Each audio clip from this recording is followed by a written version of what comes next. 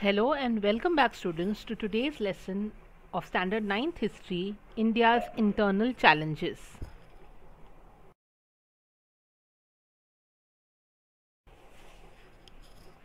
In this chapter, we are going to learn about some internal challenges that India faced. We shall see some internal challenges like the separatist movements, issues of Northeast India, Naxalism, communalism and regionalism. So in today's lesson, we'll be looking at the following key points, that is unrest in Punjab, Operation Blue Star, issues concerning the Northeast, Mizoram and Nagaland.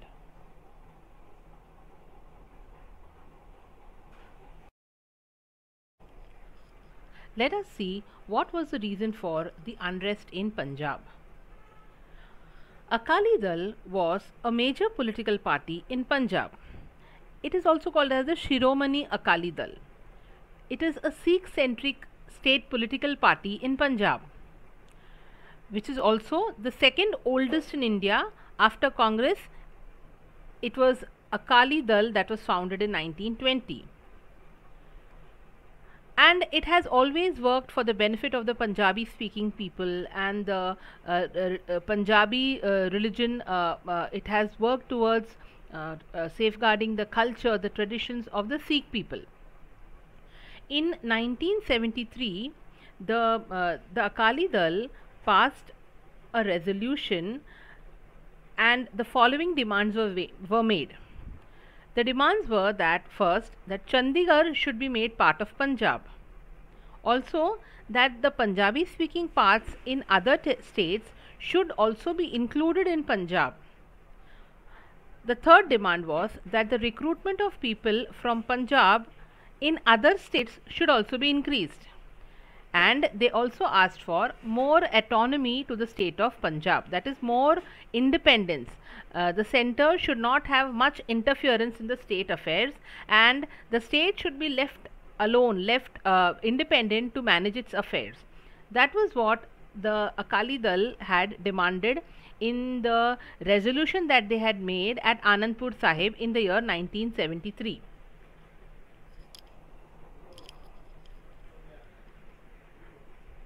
After that, we find that the Akali Dal came to power in 1977. Once they came to power, they asked for some more demands. They demanded some more things, that is, that the larger share of the river water should be given to Punjab. Other than the states that it was sharing the rivers with, the larger share should be given to Punjab. And also, Amritsar should be given the status of a holy city. So these two demands were added along with the other list of demands that they had already asked in the year 1973.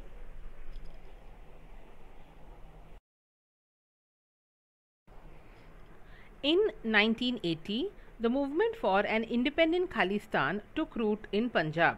That is, the people there were demanding for an independent state of Khalistan with only Sikh and Punjabi speaking people. During that period, the leader of the Akali Dal was Sant Harcharan Singh Longowal, and he used to direct his activists from the Golden Temple to stage protests. That is, although he was demanding for an independent Khalistan, yet the demands were carried out in a peaceful manner, protesting along with his people.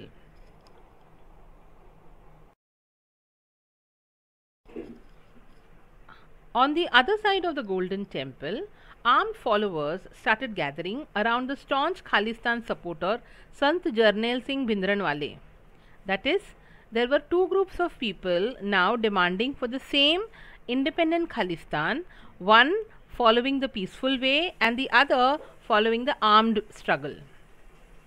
So Bhindranwale encouraged his activists that if necessary they could take up the arms and they could use it if for their cause, for their demands to be met. And accordingly, terrorist activities began. In 1981, it so happened that a newspaper editor by the name of Lala Jagat Narayan had printed some articles about the violent activities of Jarnail Singh Bhindranwale. And accordingly, we find that Lala Jagat Narayan was killed by Jarnail Singh Bhindranwale and his friends. Accordingly, the police arrested Bhindranwale for the charges of murder of the editor Lala Jagat Narayan. And his supporters soon started violently attacking the people and property of in Punjab area. And so we find that due to these activities, the situation there worsened, and the president's rule was imposed in Punjab in 1983. Bhindranwale, out of fear that he will be caught, went to stay in a religious place, that is the Akal Takht, that is a golden temple in Amritsar. And his followers also along with him entered there, captured the golden temple and built a barricade of sandbags over there. The area looked like a huge fort. This greatly disturbed the peace in Punjab, as a religious place had been converted into a violent place. This was one of the major challenges for the Indian democracy.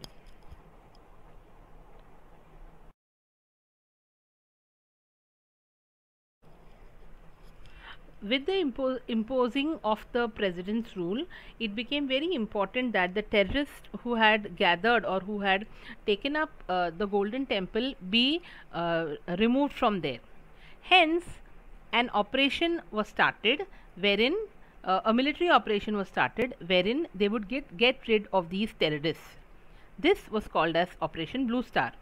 The main task of getting the terrorists out of the golden temple was entrusted to Major Kuldeep Singh Brar, Major General Kuldeep Singh Brar.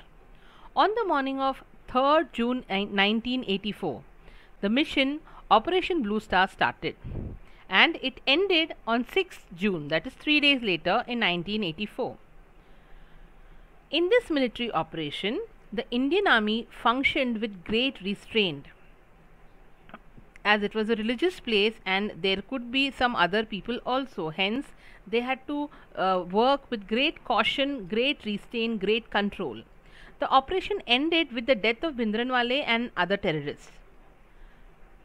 However, in 1986, again an operation had to be conducted against few other terrorists also who had come and gathered in the Golden Temple, and this was called as Operation Black Thunder.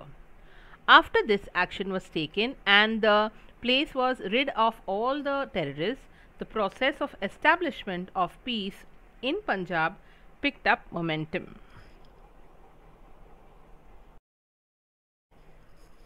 Let us know something more about what a military operation is. A military expedition or an operation taken up with a particular objective is called as an operation. Operation Blue Star was an operation undertaken to evict the terrorists hiding in the Golden Temple. Similarly, in the past, India has conducted many such operations with specific purposes. Let us look at a few of them. Operation Polo, which was undertaken in the year 1948, which was to end the rule of the Nizam in Hyderabad. Then we had the Operation Checkmate, which was conducted in the year 1988 against the LTTE of Sri Lanka. The Operation Cactus in 1988 in the Maldives. Operation Vijay in 1999, which was the Kargil War, to end the Kargil War. Then we had the Operation Black Tornado, which was in the year 2008, which was to catch the terrorists of the 26/11 attacks. Then we also had Operation Maitri in 2015, which was to help Nepal. So in the past, we have had many more operations other than those mentioned here. Here only a few have been mentioned.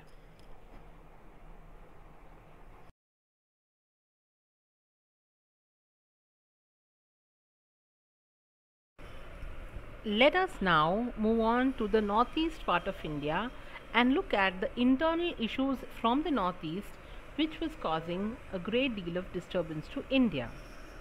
The northeast India consists of the 8 states of Arunachal Pradesh, Assam, Sikkim, Meghalaya, Nagaland, Manipur, Tripura, and Mizoram.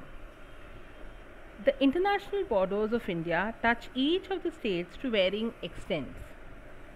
These states are different with respect to ethnicity, language, and cultural diversity. Ethnicity means the race. So, many different people from many different groups stay, and they all have their tribal groups which are very different from each other, having their own unique language, their own unique culture.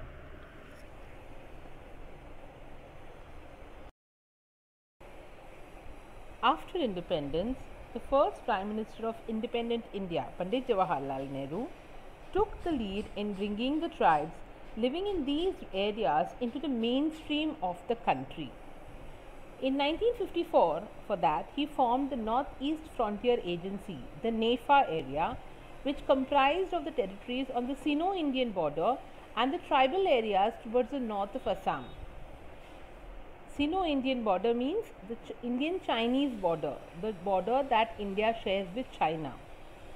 Nehru took the position of bringing about development of hundreds of tribes in these parts while preserving their culture. These people are very reserved about their culture, so efforts were taken that their culture is not disturbed while we try to bring them in the mainstream. Special provisions have been made with respect to these areas in the 6th schedule of the Indian Constitution. In 1965, the responsibility of administering this area was given to the Ministry of External Affairs. The Northeastern Council Act of 1971 was supposed to advise the central government regarding aspects of common interest in economic and social spheres, interstate transport, electricity, flood control, etc. In this way, the government of India tried to help the people of these states by trying to solve the common problems that they faced.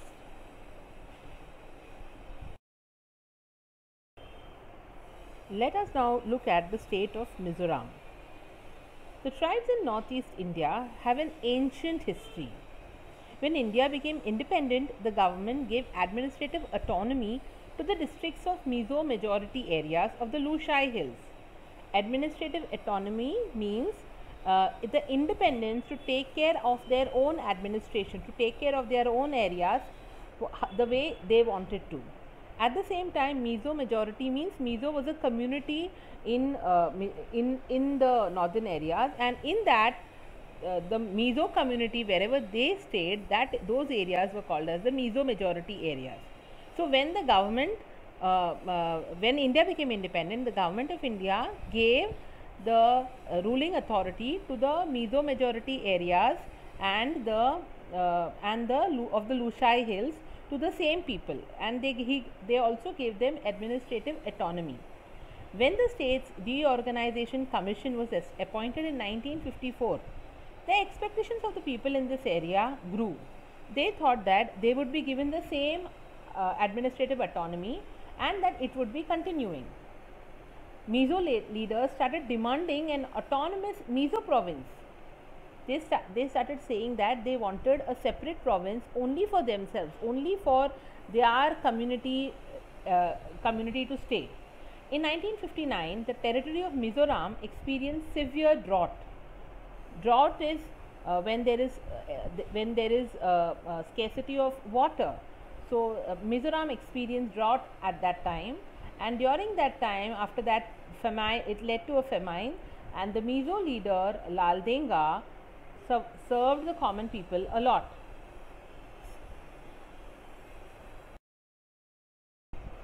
So as we saw that the Mizo leader Lal Denga served the people during the famine, and because of that his popularity grew.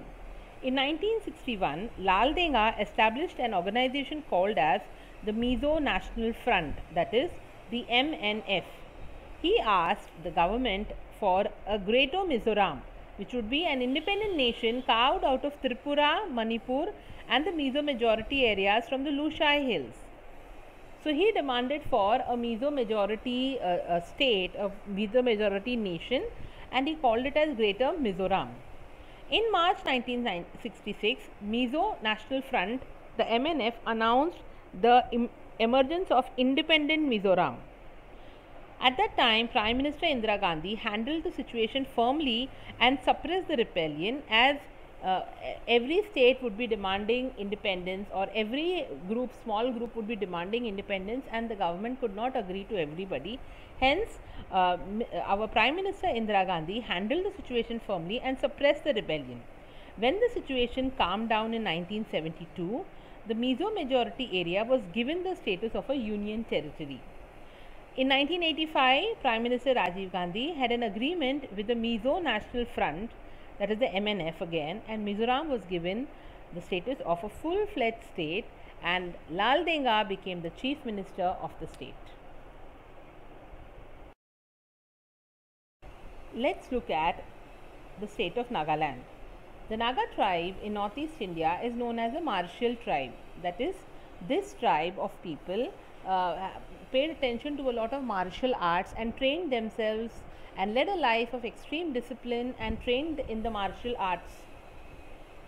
The Naga tribe had settled in the eastern Himalayas, the Naga Hills, border areas of Assam and Myanmar. In 1946, some educated Naga youth established an organization called as the Naga National Council, or the NNC. Later, they made a demand for an independent state of Nagaland. They were led by Angami Zapu Fizo. In 1954, the Naga National Council announced the establishment of an independent federation of Nagaland. In 1955, skirmishes happened between the local Nagas and the soldiers of the Assam Rifles. That is, skirmish means fights happened between the local Nagas and the government government soldiers of the Assam Rifles. This military action was taken by the government against these Naga locals.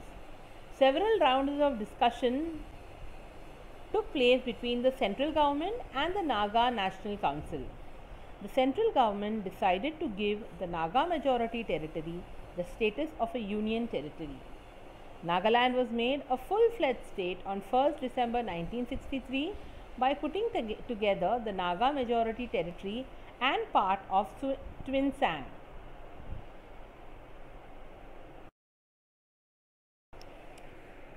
Let us look at some evaluation questions which are based on this part of the video. Answer briefly, which demands were put forward through the Anandpur Sahib resolution by the Akali Dal? For this, children, you have to go back to the unrest in Punjab, and from there you can see that the Akali Dal, which was the second oldest political party in Punjab, had placed some demands before the government in the Anandpur Sahib resolution. So you can go back there and you can see that what were the demands that they had put forth, and what were the demands that they had put forth. Now the demands were in two stages, one in 1973 and the other in 1977. So you can elaborate that and write that. Moving on to the next question, give reasons. It became necessary to carry out the Operation Blue Star. For this answer, children, you have to first explain that what was happening in Punjab at that time, and what had happened that Operation Blue Star had to be carried out at the Golden Temple.